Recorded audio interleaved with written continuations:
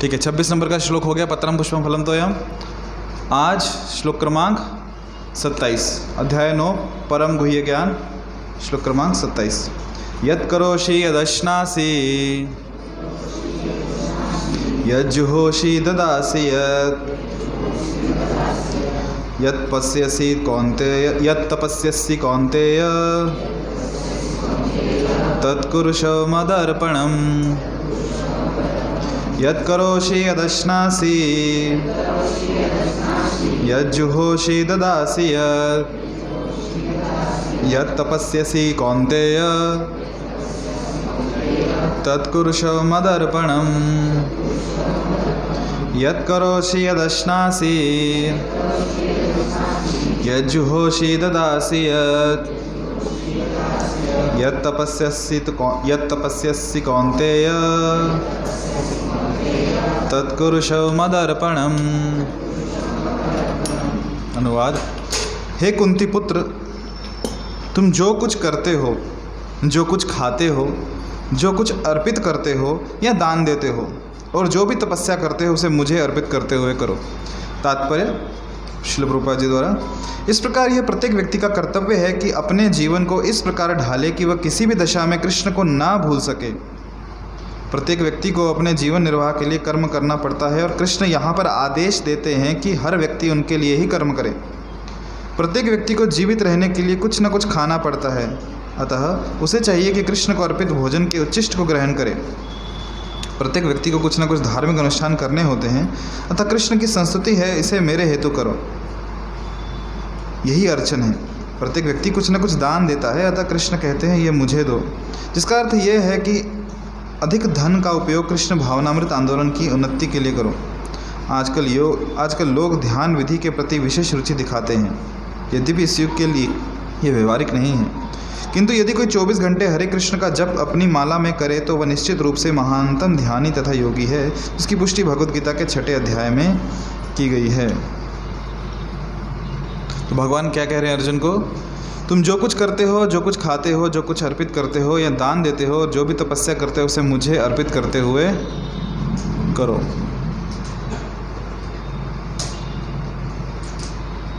तो जो भी हम कर रहे हैं वो किसे अर्पण करना है? भगवान को अर्पण करना है। या फिर इसको ऐसे भी समझ सकते हैं कि जो भी हम कर रहे हैं उसका जो फल आएगा वो किसको अर्पण करना है?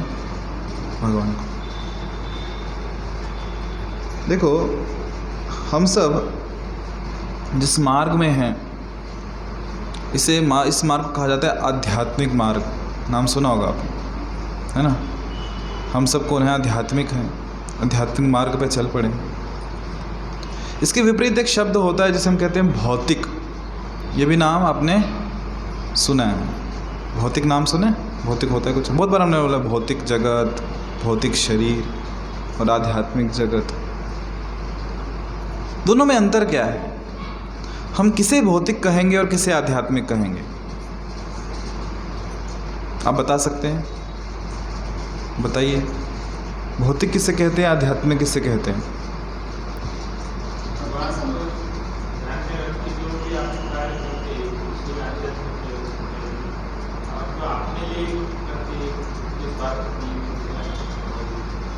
धन्यवाद। हाँ, कौन बोल रहा था?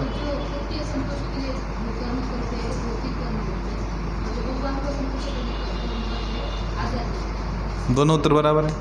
जो भगवान के लिए कर रहे हैं वो आध्यात्मिक है, जो अपने लिए कर रहे हैं वो भौतिक है। ठीक है, तो यदि मैं हमारे दैनिक जो दिनचर्या है, प्रतिदिन जो हम कार्य करते हैं, जिन वस्तुओं के संपर्क में आते हैं उनकी चर्चा करें, तो क्या आप मुझे बता पाएंगे कि क्या वस्तु भौतिक है और क्या आध्यात्मिक? ठीक है, आप बताएंगे? मैं आपको ऑप्शन देते चलता हूँ, आप बताते जाइए। कार भौतिक वस्तु है, आध्यात्मिक वस्तु है? कार, 4 व्हीलर भौतिक वस्तु है, आध्यात्मिक वस्तु है?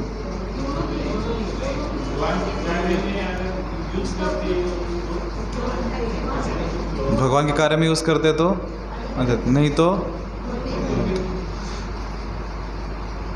संसार में कौन सी वस्तु भौतिक है और कौन सी आध्यात्मिक है? ये माइक्रोफोन भौतिक है कि आध्यात्मिक है?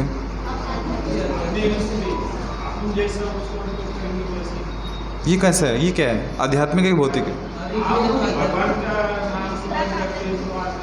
हाँ, इसका मैं खुद के लिए क्या यूज़ करूँगा? ये जो माइक्रोफोन है, इस पे कृष्ण कथा हो रही है, भगवद गीता पे चर्चा हो रही है, भागवतम पे चर्चा होती है, चैतन्य चरितामृत पे चर्चा होती है, हुई है ना इस माइक पे, इसी माइक पे हुई है ना सब चर्चाएं। तो यार क्या है ये? अध्यात्म। अगर कोई यहाँ से इसको चुरा के लेके जाए और बॉलीवुड के गाने गाए, लोगों को सुनाए, तो क्या हो जाएगा? ये भौतिक हो जाएगा। तो देखा जाए संसार में कोई चीज़ भौतिक है क्या? फिर संसार में कुछ भी भौतिक है क्या? है क्या? नहीं। क्यों? हर वस्तु जो भी संसार में है, किसकी शक्ति है? भगवान की शक्ति है। और हर वस्तु का संबंध किसके साथ है? भगवान के साथ। सब कुछ क्या है फिर? आध्यात्मिक है, बराबर है। कुछ भौतिक बचा क्या? नहीं है। तो कोई वस्तु, व्यक्ति, परिस्थिति, स्थान भौतिक या आध्यात्मिक तब होता है, ये निर्भर करता है संबंध के ऊपर। यदि हम उस वस्तु का संबंध भगवान के साथ देख पा रहे हैं तो वो आध्यात्मिक है, और यदि संबंध नहीं देख पा रहे तो वो क्या है? भौतिक। सब लोग हैं यहाँ पे? तो कारण क्या है? संबंध देख पाना या नहीं। मूलतः जो स्वाभाविक स्थिति है हर वस्तु की, वो आध्यात्मिक ही है, क्योंकि वो किसकी शक्ति है? भगवान की शक्ति। पर जैसे ही वो संबंध टूट गया या संबंध हम नहीं देख पा रहे तो वो भौतिक बन जाता है। तो जैसे पुष्प हैं, फूल हैं, फूल भौतिक होते हैं, आध्यात्मिक होते हैं? फूल बने किस लिए हैं? भगवान के चरणों में चढ़ाने के लिए, भगवान का अभिषेक करने के लिए, यही कारण है। और फिर जब प्रसाद मिलता है हम उसको गंध लेते हैं, सुगंध लेते हैं, तो आध्यात्मिक है फूल। पर फिर उन्हीं फूलों का, गुलाब का, चमेली का, निशिगंधा, झंडू, है ना, हम लोग क्या करते हैं? भौतिक उपयोग भी करते कि नहीं करते? मुझसे बेहतर आप लोग जानते हैं क्या क्या उपयोग होते हैं भौतिक स्वरूप में फूलों के। क्यों भौतिक कहा गया उनको? क्योंकि वहाँ पे हम उनका संबंध कृष्ण के साथ नहीं देख पा रहे। कृष्ण की सेवा में है तो संबंध देख पा रहे, तो आध्यात्मिक है। जहाँ संबंध टूट गया वहाँ मुश्किल है। तो अभी कृष्ण भावना में हमें आध्यात्मिक मार्ग में प्रगति करनी है तो बहुत आवश्यक है कि हर जगह हम संबंध देखते चलें कि इसका, वस्तु का, इस व्यक्ति का भगवान से क्या संबंध है। संबंध देख पा रहे हैं तो आध्यात्मिक मार्ग में। संबंध अगर हम भूल गए तो फिर वो वस्तु भौतिक हो जाती है। जैसे आपने देखा होगा बिल्ली को दूध पीते हुए, कैसे? आपके घर में आई है कभी बिल्ली दूध पीने के लिए? कैसे पीती है? आंखें बंद करके, डोले लाउन। काबर? आंखें क्यों बंद करती है पीते समय? हाँ, उसको लगता है मुझे कोई नहीं देख रहा, मैंने आंखें बंद कर ली ना, अभी कोई नहीं देख रहा मुझे, तो अभी मैं जितना दूध चाहिए पी सकती हूँ। मतलब उसने अपनी आंखें बंद की हैं, बराबर है। वैसे ही हर वस्तु का संबंध भगवान के साथ है, पर हम क्या करते हैं? अपनी आंखें बंद करते हैं। हम वो संबंध पर पर्दा डाल देते हैं कि इतनी देर के लिए मुझे नहीं जानना कि कुछ संबंध भी है कि नहीं। ठीक है। अच्छा, प्रश्न दूसरा, आपका जो घर है जहाँ पे आप रहते हैं, वो घर आध्यात्मिक है या भौतिक है? ये आप बताएंगे। आपका जो घर है जहाँ पे आप रहते हैं, जिस छत के नीचे, वो आध्यात्मिक है या भौतिक है? नहीं, अगर मगर नहीं, मैं आपके घर की बात कर रहा हूँ। एक आइडियल परिस्थिति नहीं कि ऐसा होना चाहिए कि नहीं। आपका जो अपना घर है, ये सबका व्यक्तिगत प्रश्न है, दुनिया के बारे में बताइए। आपका जो अपना घर है वो आध्यात्मिक है या भौतिक है?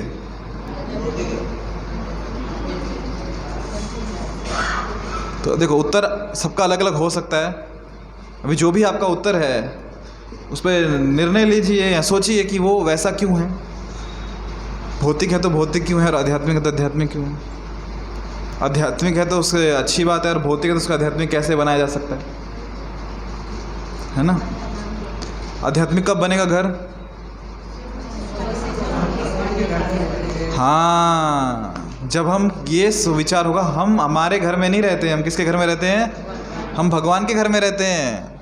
उनकी कृपा है, अपने घर में रखा है हमको। हम मालिक नहीं है। मालिक कौन है? भगवान मालिक है। उनके घर में रहते हैं तो आध्यात्मिक होगा। फिर उस घर में कार्य क्या हो रहे हैं उस पर निर्भर करता है कि हम किस आध्यात्मिक घर में हैं या भौतिक घर में हैं। हम संबंध देख पा रहे हैं क्या? जैसे प्रभु जी ने कहा हम भगवान के घर में रहते, तो संबंध है कुछ। घर से मालिक भगवंता है, बराबर है। आगे चलें। आपके घर में जो टीवी है वो आध्यात्मिक है या भौतिक है? किस किस का टीवी आध्यात्मिक है? अच्छा, बाकी वालों के घर में टीवी नहीं है। किस किस के घर में टीवी जो भौतिक है? अच्छा, एक इसमें उत्तर और आता है, प्रभु जी कैसा है ना, हमारा टीवी ना, उसको मल्टी पर्सनैलिटी डिसऑर्डर है। सुबह सुबह आध्यात्मिक होता है वो, पर जैसे जैसे सूरज चढ़ता है ऊपर उसकी भौतिकता बाहर आने लगती है। रात को सो जाता है, फिर सुबह उठ के फिर से आध्यात्मिक हो जाता है। होता है ऐसा। सुबह सुबह लगता है हरे कृष्णा टीवी, आस्था संस्कार, है ना। फिर दिन चढ़ते चढ़ते कार्टून चालू होते हैं बच्चों के, किसी को न्यूज़ देखनी है, और जब सब घर से चले जाएं फिर लगती है सास बहू की कहानियाँ, है ना। नहीं प्रभु जी, बहुत कुछ सीखने को मिलता है उसको, है ना, कि सास से कैसे डील करना है, बहू से कैसे डील, व्यवहारिक ज्ञान भी होना चाहिए कि नहीं। तो टीवी आध्यात्मिक है या भौतिक है? संबंध देख पा रहे हैं क्या कि वस्तु किसकी सेवा के लिए? कृष्ण की प्रसन्नता के लिए या फिर मेरे खुद के आनंद के लिए घर में लगाया? अच्छा, आपके पास स्मार्टफोन है, सबके पास अपनी अपनी जेब में। बताओ आध्यात्मिक है या भौतिक है? हरे कृष्णा। मिक्स है ना। वो हमारे मूड पे डिपेंड करता है उसको आध्यात्मिक करना है कि भौतिक करना है। आज मूड अच्छा है, आज मेरा फ़ोन आध्यात्मिक है, आज बहुत डिप्रेशन में है ना, काही चांगला वाटत नहीं, थोड़ा भौतिक करते हैं उसको। हाँ, तो कैसा करना चाहिए फ़ोन के साथ? अच्छा, आपके जो संबंध हैं, इसको बंद करो। आपके जो संबंध, इसको नहीं, उधर वाला, बाहर वाला, बाहर वाला। आपके जो संबंध हैं, घर वाले हैं ना, परिवार में रहते हैं ना सब लोग, तो परिवार में जो संबंध है एक दूसरे के साथ, तो वो जो संबंध हैं, मतलब आपके पिताजी, माताजी, बच्चे, दादा दादी, सास बहू, देवरानी जेठानी, और कौन कौन होते, जो भी जितने संबंध होते हैं, ये संबंध भौतिक है या आध्यात्मिक है?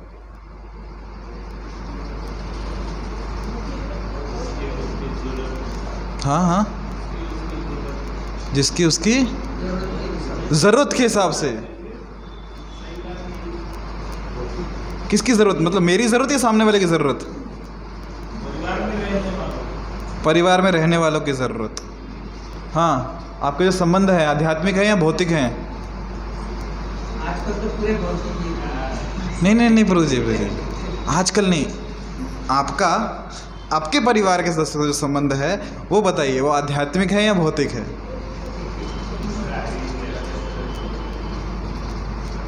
आध्यात्मिक है या भौतिक है? आध्यात्मिक है पक्का?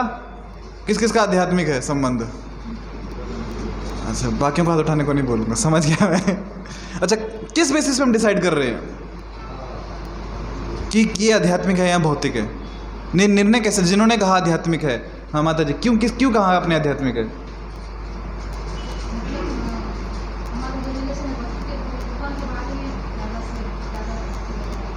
ये क्या बात होता है? ओके, क्योंकि हम उनको सेवा में लगाते हैं, सेवा देते हैं, इसलिए आध्यात्मिक है। और कोई कारण जिन्होंने बोला आध्यात्मिक है, उनके सदस्यों के साथ संबंध, भगवान की लीला पे चर्चा कर रहे हैं इसलिए आध्यात्मिक है। और कोई कारण?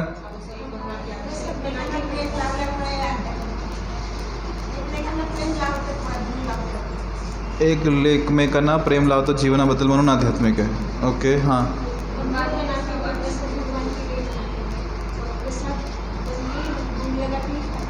भोजन बनाते हैं, भगवान को भोग लगाते हैं, सब प्रसाद ही खाते हैं, इसलिए हमारा संबंध आध्यात्मिक है।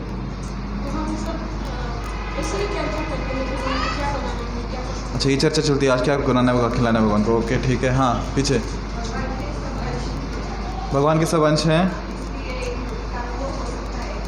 हो सकता है या है?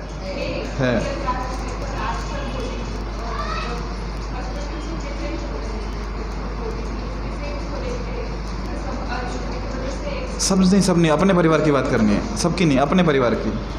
आध्यात्मिक है या भौतिक है? बदलते जाता है। ओके हाँ माता जी, वही क्या भगवान के अंश हैं। हाँ, और कुछ उत्तर यहाँ से जिनके घर के सदस्यों के, हाँ वो भी भगवान के भक्त हैं। ओके, और कुछ? ओके, तो ठीक है, जो भी आपने कारण दिए सब सही हैं, पर जो मूल जो कारण है जो होना चाहिए वो ये है कि जैसे पहले चर्चा हुई, घर किसके घर में रहते हैं? भगवान के घर में रहते हैं। हम सब भगवान के कौन हैं? अंश हैं। तो जब एक ही घर में परिवार के सदस्य रह रहे हैं, सब भगवान के अंश हैं, और मैं संबंध देख पा रहा हूँ। क्या संबंध देख पा रहा हूँ? कि ये जो मेरी माता है, मेरे पिता हैं, मेरे बच्चे हैं, पति पत्नी है, सास ससुर हैं, है ना, दामाद या बहू हैं, जो भी हैं, तो ये भी कौन है? भगवान के अंश हैं, भगवान के भक्त हैं। तो मेरा जो संबंध इनके साथ है, क्या संबंध है? मैं दास हूँ किसका? भगवान का। तो जो भगवान के जो अंश हैं उनका भी क्या होऊंगा?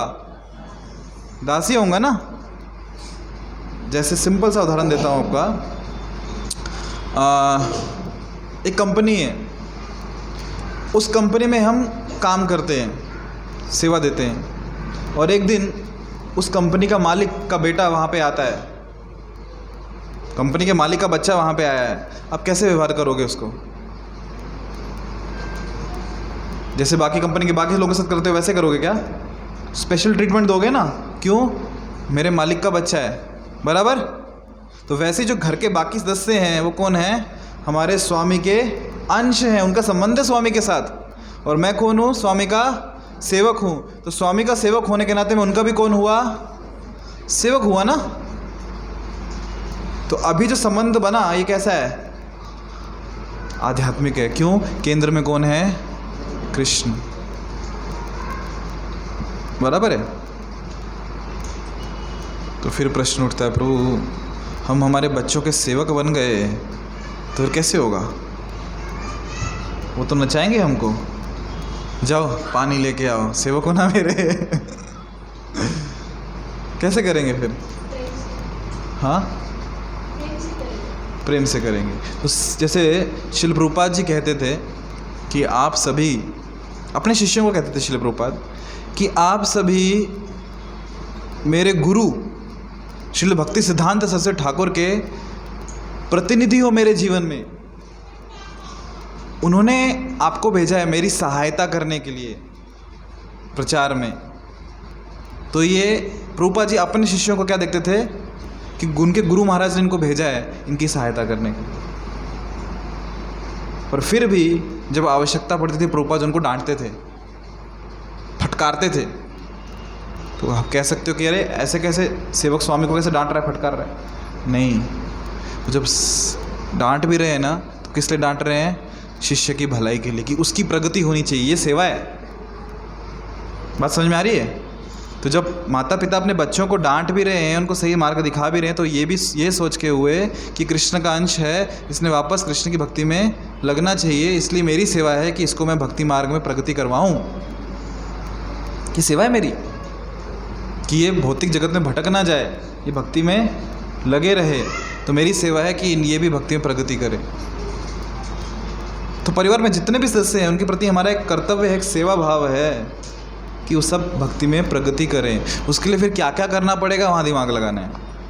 कृष्ण कथा करनी है, प्रसाद खिलाना है सबको, है ना। ये कैसे क्रिएटिव वे में कर सकते हो हमको सोचना पड़ेगा। क्यों? क्योंकि हम सेवक हैं और हम चाहते हैं कि सब भगवान की सेवा में आगे बढ़ें, क्योंकि हमारे संबंध के केंद्र बिंदु कौन है?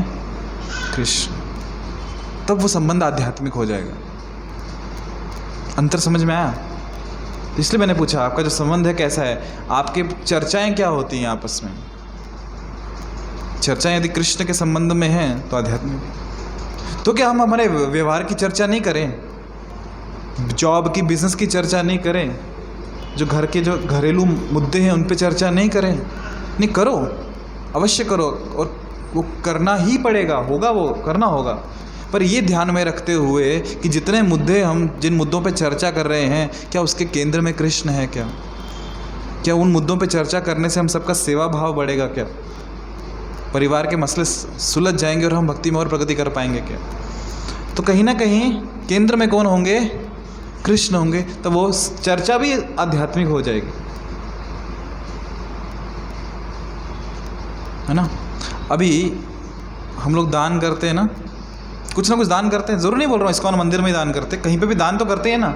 घर में कोई मांगने वाला आ गया, उसको दे दिया, कहीं चले गए घूमने, कहीं सिग्नल पे कोई मिल गया, उसको कुछ दान दे दिया, ऐसा कुछ ना कुछ दान करते हैं ना।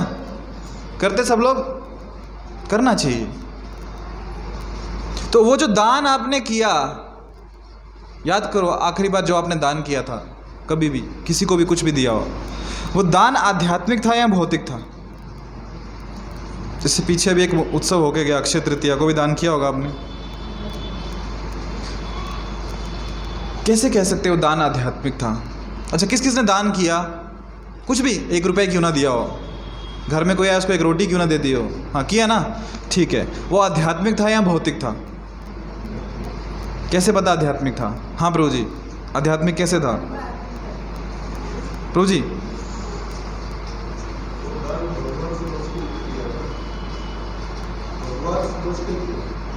भगवान समझ के किया, मतलब नहीं, उसका अर्थ क्या? भगवान किसको भगवान समझ के? हाँ बराबर, जो दान करते हैं पुण्य के लिए करते हैं, बराबर। फिर किसको भगवान समझ के? जो दान लेने आया उसको। ओके, एक उत्तर है कि जो हम दान करते हैं पुण्य के लिए करते हैं, जो दान लेने आया, जिसको हमने दान दिया उसको भगवान समझ के दे दिया, तो ये आया है कारण। ओके, हाँ और कुछ? हाँ, क्या कारण आध्यात्मिक है दान?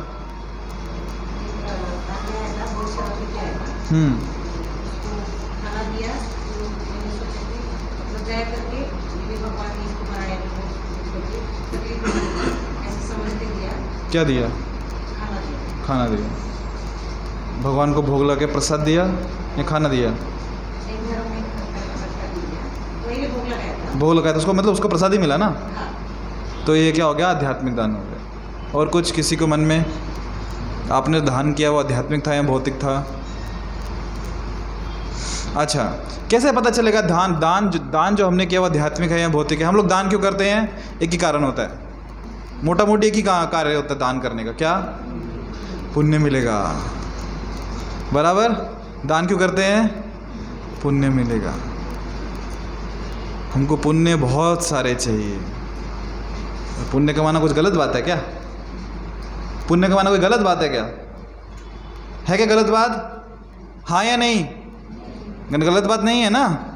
पाप कमाना गलत बात है, बिल्कुल सही बात है। कौन सी जंजीरें अच्छी हैं, लोहे की जंग लगी हुई या सोने की चमचमाती हुई? हाँ, सोना चमचमाता हुआ या लोहे का जंग लगा हुआ? दोनों भी नहीं ना। तो क्या कमाना अच्छा है, पाप या पुण्य? क्या कमाना अच्छा है, पाप या पुण्य? नहीं, यहाँ गाड़ी अटक जाती है हमारी। ऐसे कैसे पुण्य नहीं? पुण्य तो चाहिए हमको बहुत सारे। पर आपको बात पता है क्या? आप पाप कमाओ या पुण्य कमाओ, दोनों भौतिक ही हैं। पुण्य का अध्यात्म से कुछ दूर दूर तक लेना देना नहीं है, आप कितने भी कमा लो। पाप तो भौतिक हैं, ये तो हम सबको पता है। पुण्य भी भौतिक ही हैं। गलती से भी मत सोच लेना कि पुण्य आध्यात्मिक चीज़ होती है। पुण्य भी भौतिक वस्तु ही है। तो जो दान हम कर रहे हैं ना, वो भौतिक वस्तु है। जो उससे पुण्य मिलेंगे वो भी भौतिक वस्तु है। कितने भी इकट्ठे कर लें, भौतिक वस्तु है। तो क्या दान करना बंद कर दें? बिल्कुल नहीं। क्योंकि यदि आप दान देना बंद कर देंगे ना, आपका हृदय कठोर हो जाएगा, सेंसिटिविटी खत्म हो जाएगी, दया भाव खत्म हो जाएगा। इसलिए दान देना बंद नहीं करना होता, पर उस दान को आध्यात्मिक बनाना होता, उसको भौतिक तक सीमित नहीं रखना होता। तो दान आध्यात्मिक कैसे होगा? जब हम क्या देख पाएंगे, क्या देख पाएंगे? हाँ, दान आध्यात्मिक क्या होगा? जब हम क्या देख पाएंगे? एक वर्ड यूज़ किया था मैंने, चीज़ें आध्यात्मिक कब होती है? क्या देखना पड़ता है उसके लिए? संबंध देखना पड़ता है। तो दान आध्यात्मिक कब होगा? जब हम क्या देख पाएंगे? संबंध देख पाएंगे। किसके साथ? कृष्ण के साथ। बराबर है? सॉरी,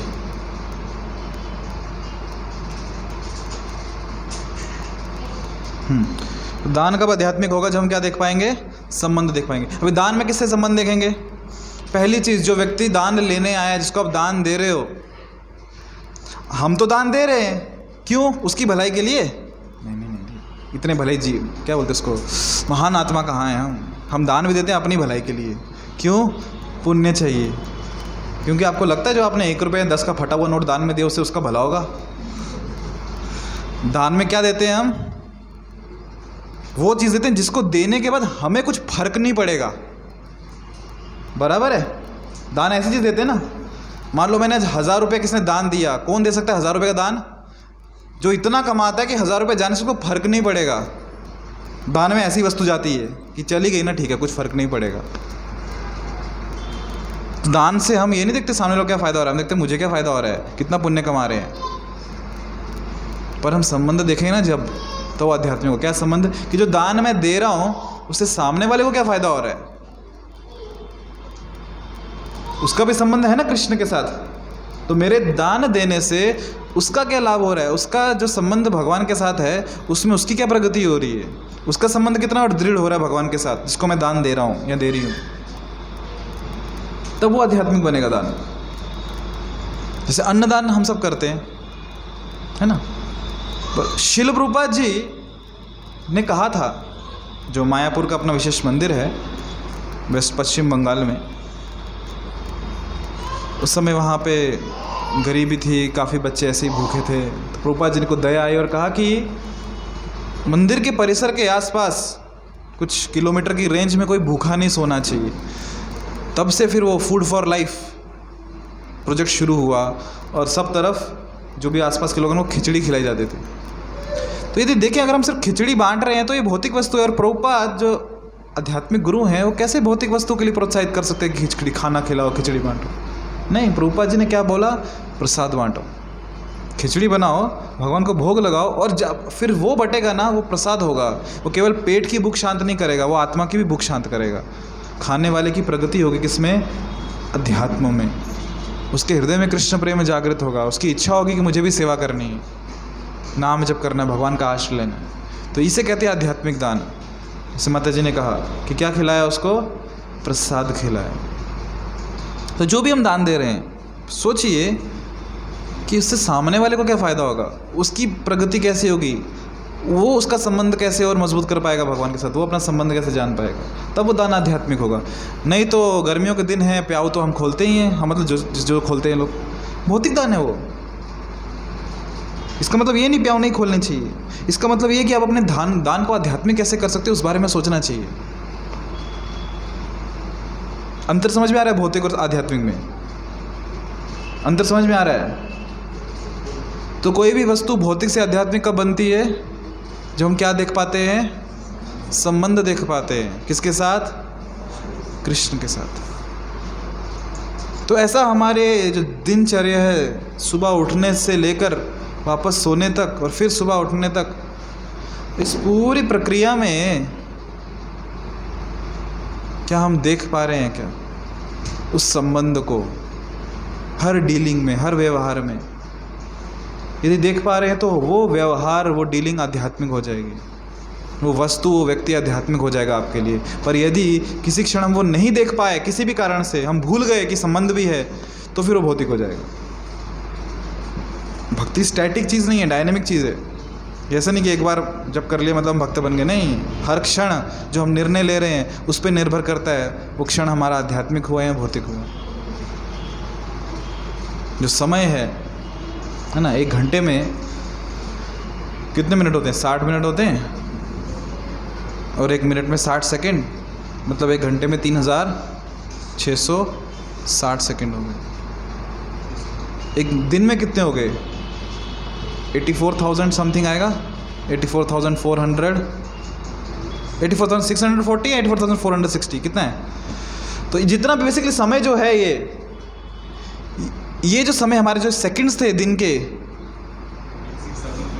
86,400, तो ये जो सेकंड्स है दिन के हमारे, इसमें से एक एक सेकंड कैसा था? आध्यात्मिक था या भौतिक था?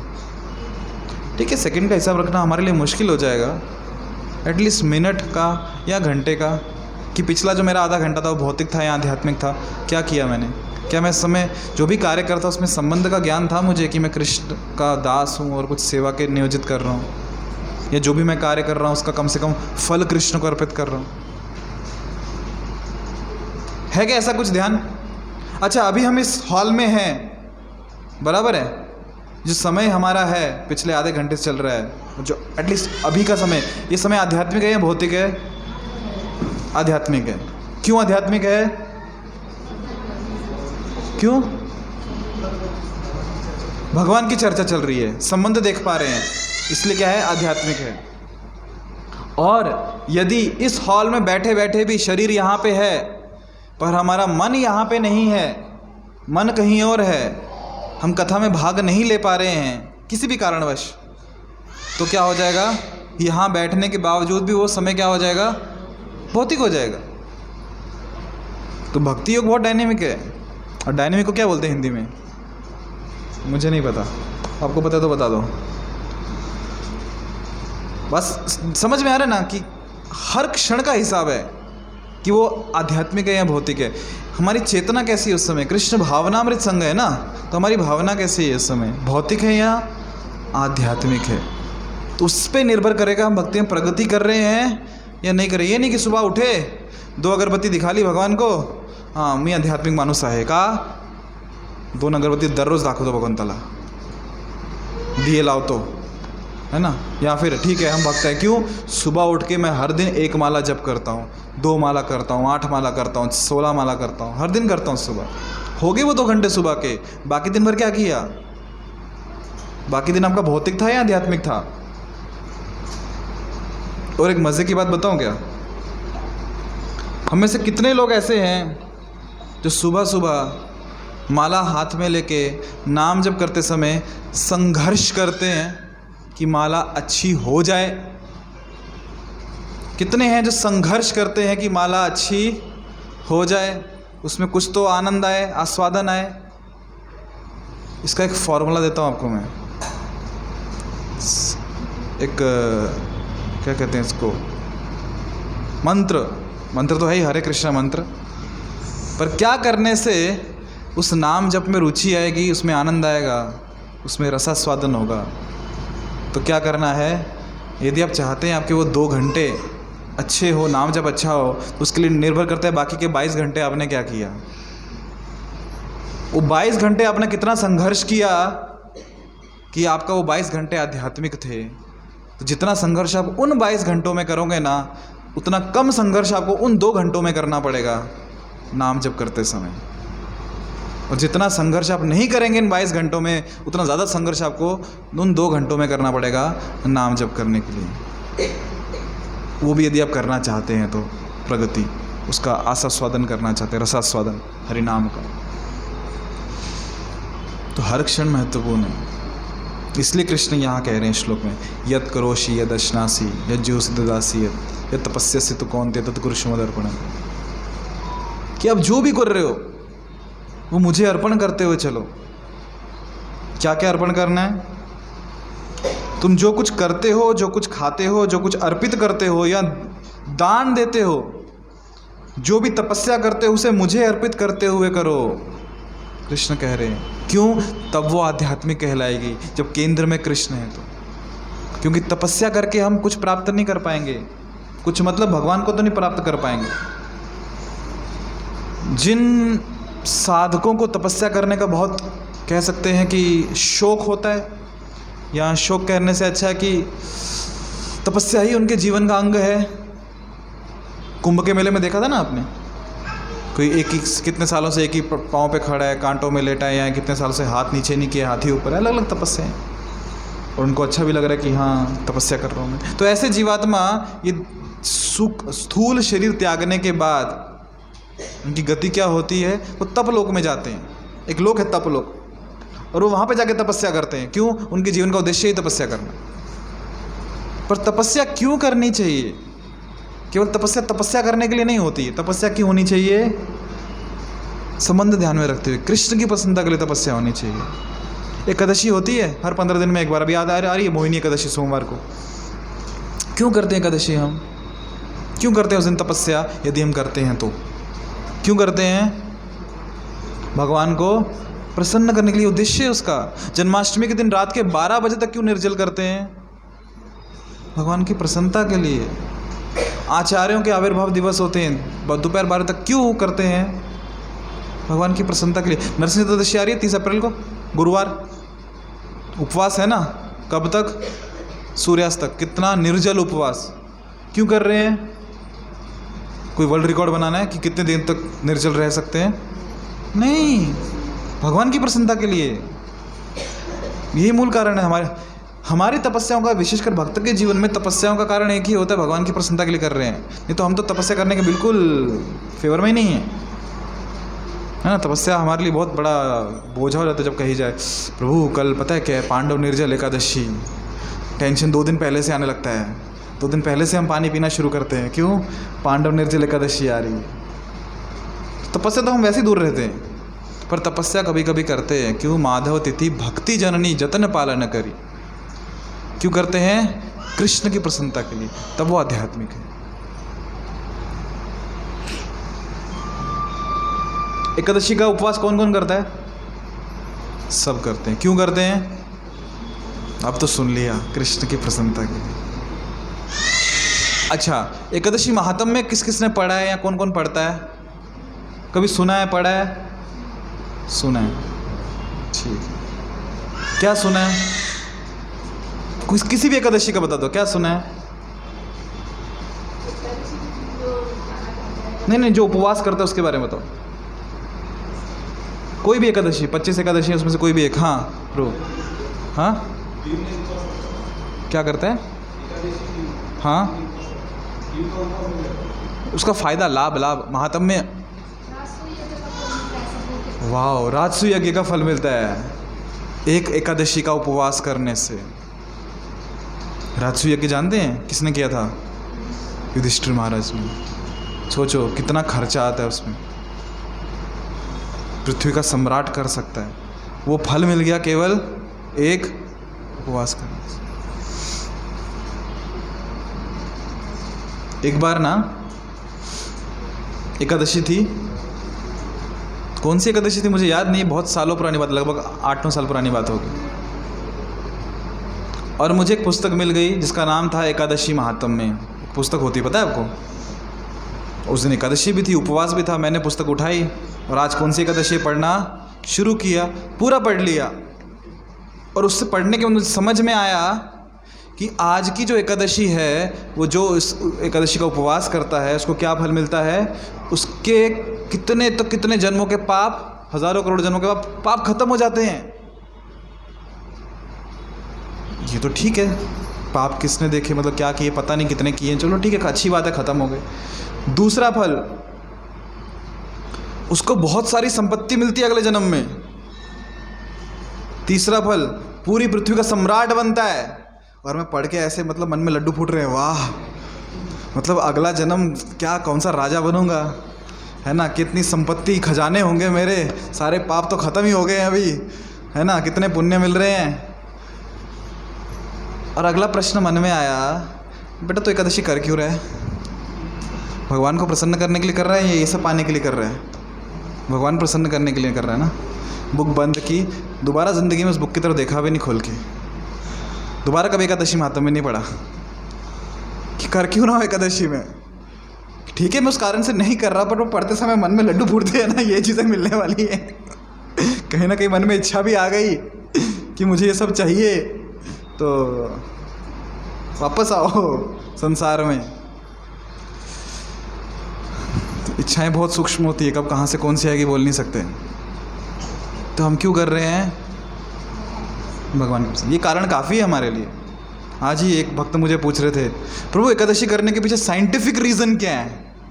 मैं साइंटिफिक रीज़न जो रहने दो, हैं बहुत सारे साइंटिफिक रीज़न, मूल कारण एक ही है, क्या? भगवान की प्रसन्नता के लिए। जो साइंटिफिक रीज़न में जाओगे तो बहुत है कि महीने में अगर फास्टिंग करनी होती है, उस दिन एकादशी है ना, शुक्ल पक्ष कृष्ण पक्ष में दोनों में एक आती है, वो बॉडी में जो कैंसर कॉजिंग सेल्स होते हैं उसको खा जाता है, और फिर क्या जो फ्री रेडिकल्स होते हैं वो डिस्ट्रॉय होते हैं, उम्र बढ़ती है, व्यक्ति जवान दिखता है, चेहरे पे तेज़ आता है, बीमारियां कम होती है। ऐसे बहुत सारे रीज़न हैं, हमको उसमें नहीं पड़ना। हमारे लिए एक ही कारण काफ़ी है, क्या? कृष्ण की प्रसन्नता के लिए कर रहे हैं, बस काफ़ी है हमारे लिए। संबंध है कृष्ण के साथ, वो आध्यात्मिक है। नहीं तो अगर हम उन कारणों में जाएंगे ना, scientific reason why we should do fasting on Ekadashi on the 11th day of the moon, waxing and mooning, तो क्या होगा पता है? वो भौतिक बन जाएगा, फिर वो आध्यात्मिक नहीं बचेगा। आप कर रहे हो एकादशी उपवास, आपको फल भी मिलेगा, पर वो कैसी होगी आपकी एकादशी? वो भौतिक होगी, आध्यात्मिक नहीं होगी, क्योंकि उसमें संबंध भूल गया कृष्ण के साथ। अभी संबंध किसके साथ है? शरीर के साथ है, कि क्या फ़ायदा होगा शरीर को, है ना। तो इसलिए कृष्ण कह रहे हैं कि आप जो भी कर रहे हो, यत करोषि मद अर्पणम, मुझे अर्पण करते हुए चलो। क्यों? तब वो आध्यात्मिक रहेगा। आपके जीवन का केंद्र कौन है? कृष्ण कह रहे हैं मैं हूँ। हम अध्याय पढ़ रहे हैं, कौन सा? 9वां अध्याय। शीर्षक क्या है? परम गुह्य ज्ञान, टॉप मोस्ट सीक्रेट। ये कौन बताएगा आपको? गीता में कितने अध्याय हैं? कितने अध्याय हैं गीता में? पक्का 18 ही है ना। और हम अभी कहाँ पे? एकदम सेंटर में, 9वां अध्याय, श्लोक क्रमांक 27। और कृष्ण कह रहे हैं एकदम अंदर की बात, एकदम गहराई में जाके, जो भी कर रहे हो मेरे लिए करो।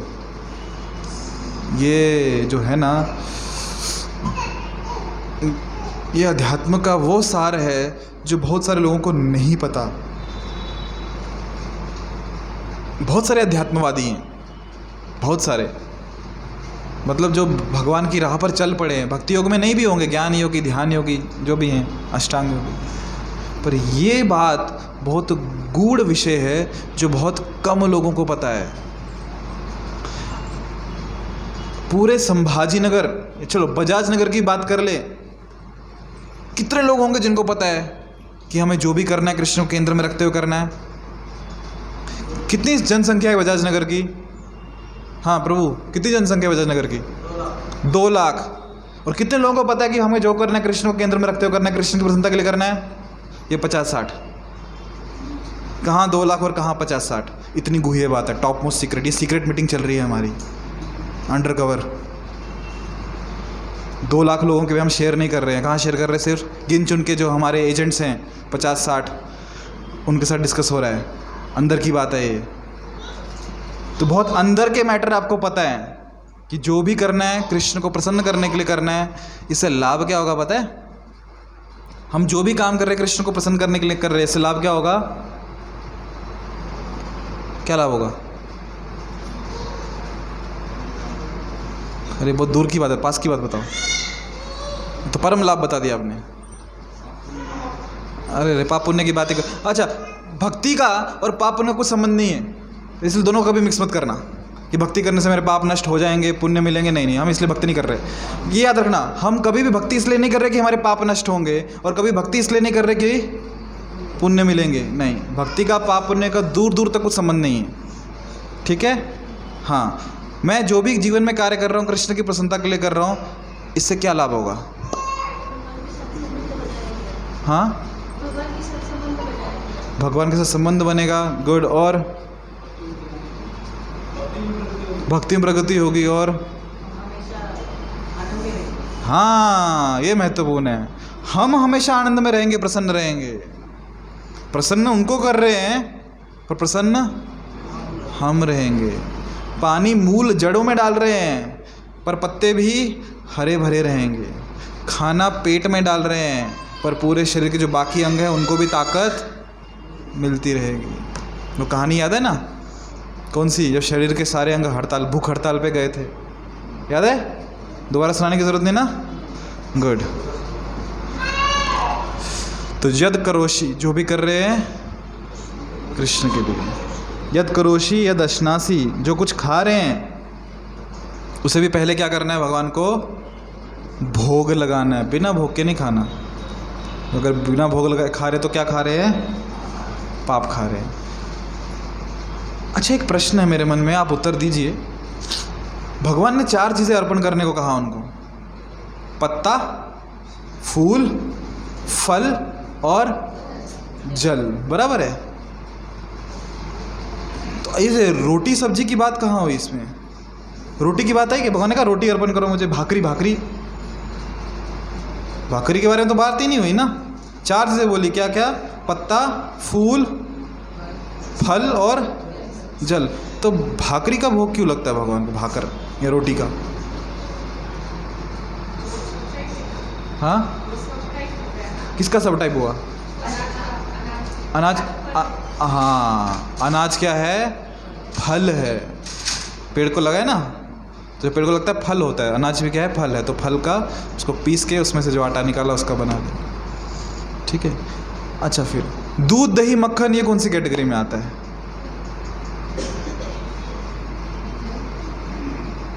भगवान ने कहा क्या अर्पण करो? पत्ता, फूल, फल और जल। दूध क्यों हम अर्पण करते हैं, दही क्यों?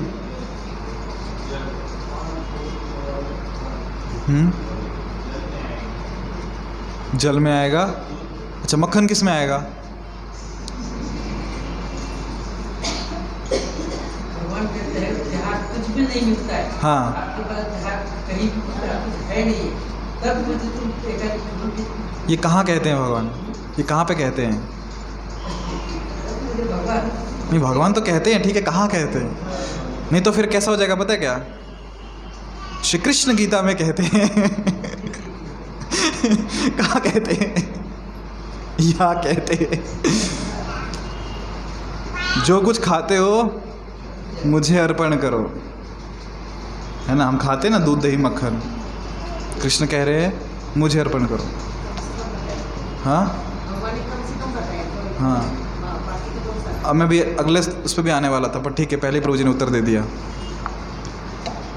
मसाला डोसा, पानी पूरी, पिज़्ज़ा, वड़ा पाव, पाव भाजी, मैगी, ये कृष्ण कहाँ कहे मुझे खिलाओ? यहाँ कहे क्या कि जो भी खा रहे हो पहले मुझे खिलाओ, फिर तुम खाना, ठीक है? यद करोशी यद अश्नासी। तो अभी कोई पूछे ना कि कृष्ण ने गीता में कहाँ कहा कि मैगी चलती है उनको? बोले यहाँ कहा 9.27 कि जो खा रहे हो पहले मुझे भोग लगा। और दूध दही की बात यह है कि हमको पता है भागवतों में 10वें स्कंद में कृष्ण चुरा चुरा के खाते, तो हम तो जब प्यार से देंगे तो खाएंगे ही ना, ठीक है? तो जो कुछ अर्पित करते हो या दान देते हो, जो तपस्या करते हो, मुझे अर्पण करो। अच्छा, अगर हम जो दान कर रहे हैं, तपस्या कर रहे हैं, वो भगवान को अर्पण नहीं करेंगे तो क्या फ़र्क पड़ेगा? वैसे जब दान दिया ही है, मैंने तो दे दिया ना, भगवान को दूँ या किसी और को दूँ? मैंने तो दे दिया, तो भगवान को क्या अर्पण करना है? अभी दान में क्या अर्पण करना होता है भगवान को?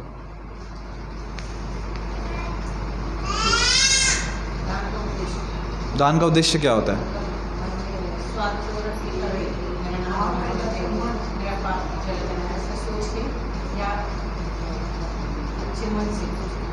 अच्छा मन कैसा होता है? अच्छा, ठीक है। मैंने ये नहीं सोचा कि मुझे मेरे पाप ख़त्म हो गए दान देने से, और मैंने ये नहीं सोचा कि सबको बताना चाहिए कि मैंने दान दिया, फिर भी मैंने दान दिया। अच्छे कर्म मतलब क्या? पुण्य कमा रहे हैं ना? हाँ, कुछ अपेक्षा नहीं रखनी, ठीक है। मैंने बिना कोई अपेक्षा रखे दान दे दिया, पर मैं कृष्ण को कैसे दूं? फिर कृष्ण कह रहे हैं मुझे दो। जिनको दे रहे, हाँ, सबको कृष्ण ने बनाया, ठीक है, ओके। सिग्नल पे मुझे एक व्यक्ति मिला कि काय तेरे दिया साहब, मैंने उसको 100 का नोट निकाल के दे दिया, और वो 100 की जाके बॉटल लेके पी के आ गया। मेरा दान आध्यात्मिक हुआ कि भौतिक हुआ? तो मैं दान कैसे कृष्ण को दूं?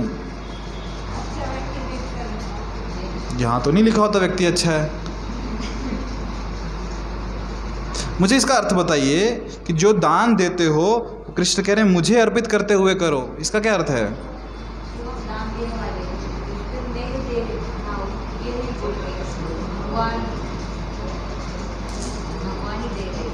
किसको? मुझे या उसको?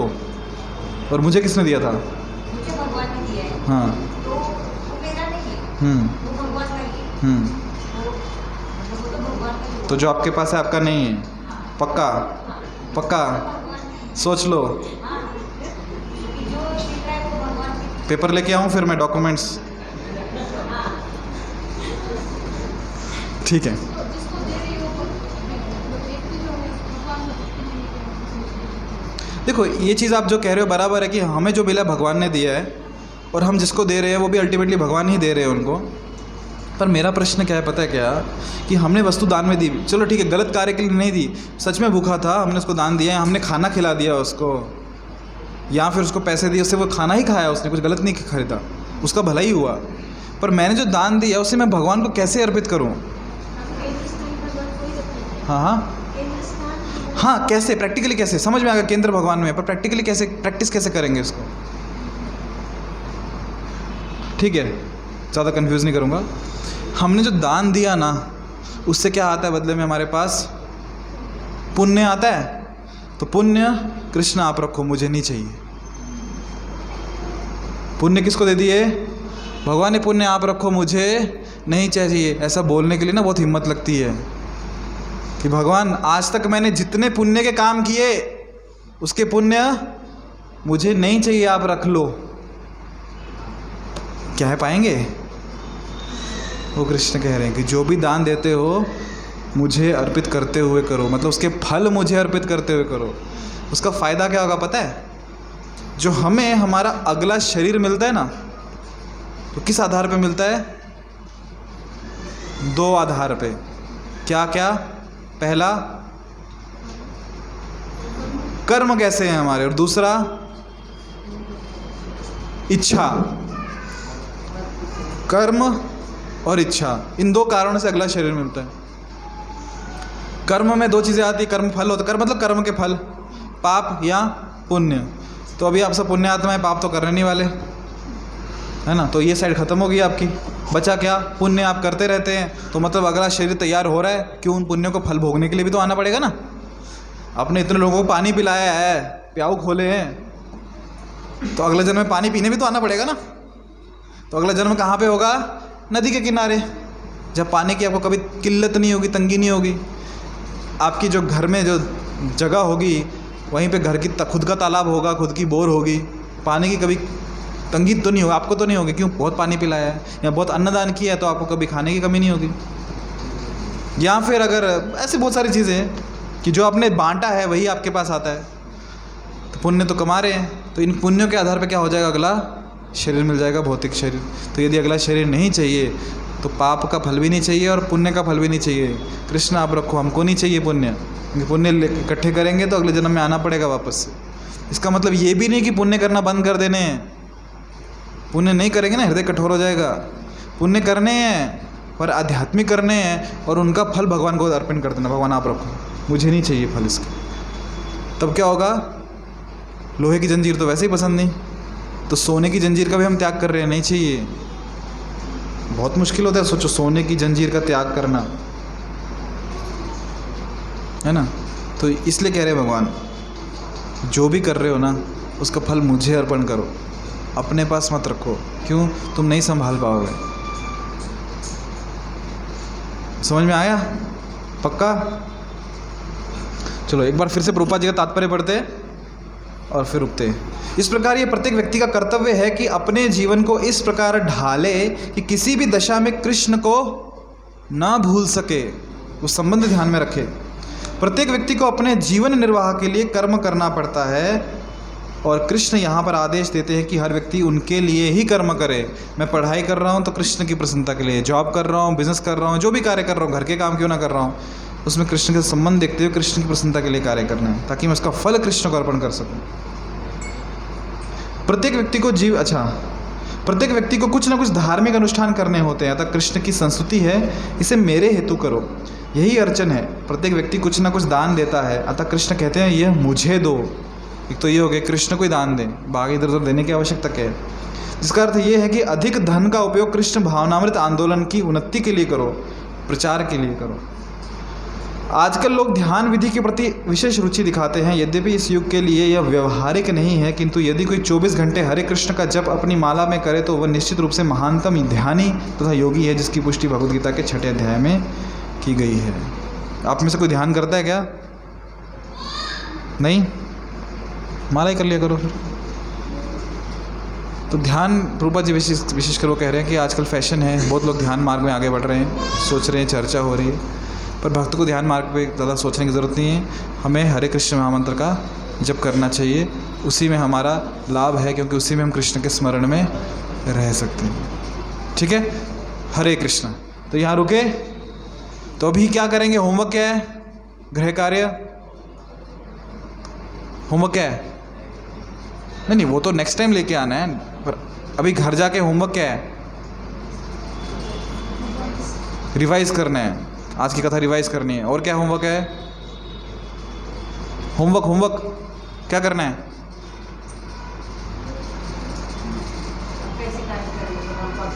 हाँ, कि हम जो कार्य कर रहे हैं वो आध्यात्मिक है या भौतिक है। हमारे परिवार के सदस्य के साथ जो हमारा संबंध है, ये नहीं कह रहा हूँ आपके परिवार के सदस्य आध्यात्मिक है या भौतिक है, मैं कह रहा हूँ जो आपका संबंध है वो संबंध आध्यात्मिक है या भौतिक है। आपका टीवी आध्यात्मिक है या भौतिक है? आपका फ़ोन आध्यात्मिक है या भौतिक है? आपका भोजन आध्यात्मिक है या भौतिक है? आपकी चर्चाएं आध्यात्मिक है या भौतिक है? आपकी गाड़ी आध्यात्मिक है या भौतिक है?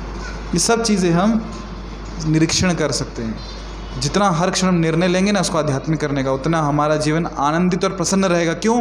क्योंकि हम उनको केंद्र में रखते हुए उनको प्रसन्न करने का प्रयास कर रहे हैं। ठीक है, हरे कृष्णा। ये है आज के श्लोक का सार।